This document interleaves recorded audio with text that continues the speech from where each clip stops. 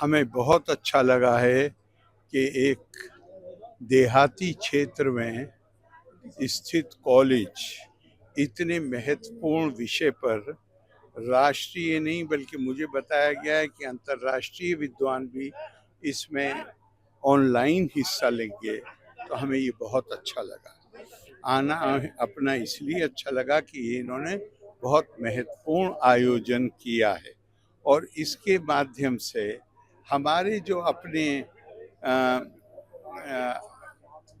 Academic जो शिक्षा जगत के हमारे लोग हैं उनका दूसरे संस्थानों में पढ़ाने वाले उनके साथ उनकी बातचीत हो, एक दूसरे को सुने, तो ये हमेशा लाभकारी होता है।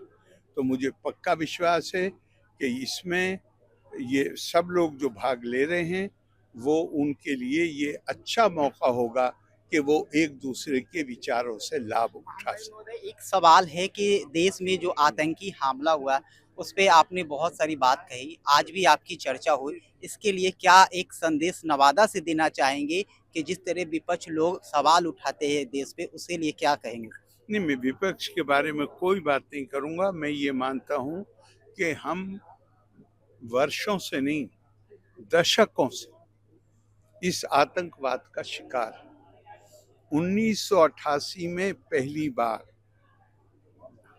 पाकिस्तान के तत्कालीन राष्ट्रपति 1988 1988 आज नहीं, कितने साल हो गए, तब उन्होंने इसकी घोषणा की कि अब हम पारंपरिक तरीके से कश्मीर के बारे में उन्होंने बात की और ये कहा कि हमने ये देख लिया कि पारंपरिक तरीके से, युद्ध के तरीके से हम काम, ये मैं नहीं कह रहा हूँ, मैं उनके मुंह में शब्द नहीं रख रहा हूँ, इंटरनेट पे भाषण मौजूद है। ज़ियाउल हक ने जो उनका आर्मी का ट्रेनिंग सेंटर है वहाँ पर प्रमुख जनरलों की मौजूदगी में ये ऐलान किया कि अब हम भारत पर 1000 जख्म लगाएंगे। मतलब हम लड़ेंगे नहीं, रण क्षेत्र में नहीं लड़ेंगे, अब हम घुस के छुप के हमले करेंगे जिससे भारत के शरीर पर 1000 जख्म लगें और इतना खून बहे कि भारत कमजोर हो जाए। तो ये हम कब से झेल रहे हैं? 1988 में पहली बार आतंकवाद पाकिस्तान की सरकारी नीति का हिस्सा बना। ये एक तरह से सुई का रोकती थी, बांग्लादेश बन चुका था। तो अब एक तो बांग्लादेश उन्हें सोने नहीं देता चैन से, उन्हें उसके लिए वो अपने कुकृत्यों को जिम्मेदार नहीं मानते, वो हमें जिम्मेदार मानते हैं कि अगर हमारी सेना ने उनके द्वारा किए जा रहे अत्याचारों को रोकने में कामयाब ना होती तो बंगाली कभी अपना देश नहीं बना पाते। वो उसके लिए हमें जिम्मेदार मानते हैं, वो बदला लेना चाहते हैं।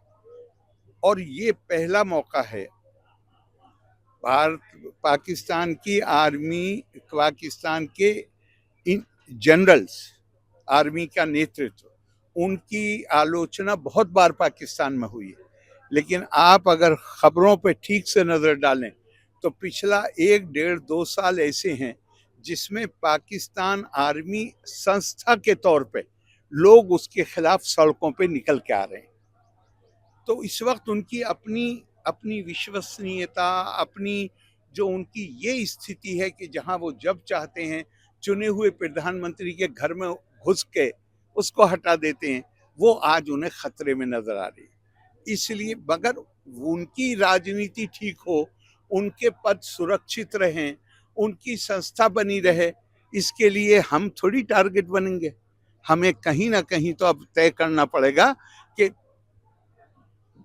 जो कुछ हो गया बस वो अब बहुत हो गया, अब इसके बाद नहीं उसको स्वीकारा जाता। उनकी फोटो देखिए, उनके वीडियो देखिए, जिन बच्चों को मारा गया है उनकी किसी की शादी 1.5 महीने पहले हुई है, किसी की 2 महीने पहले हुई है, किसी की 6 महीने पहले हुई है, कैसे वो विलाप कर रही हैं।